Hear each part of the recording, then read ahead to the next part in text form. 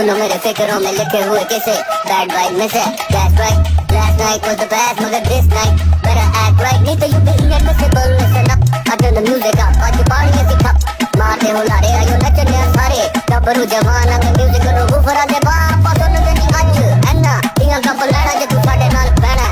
उतरे ते मुझे 24 घंटे साडे नाल रहना है ते 12 साल सुन के तू छेती जान लेना लब मौका नहीं जान देना चंडीगढ़ होने पहुंचे असी मान फेरा आज नचिए में जिवे साढ़े सारे आज इकट्ठे साल गिरा बेटा बर्थडे नहीं है आज मेरी सच के हाँ आए वे तो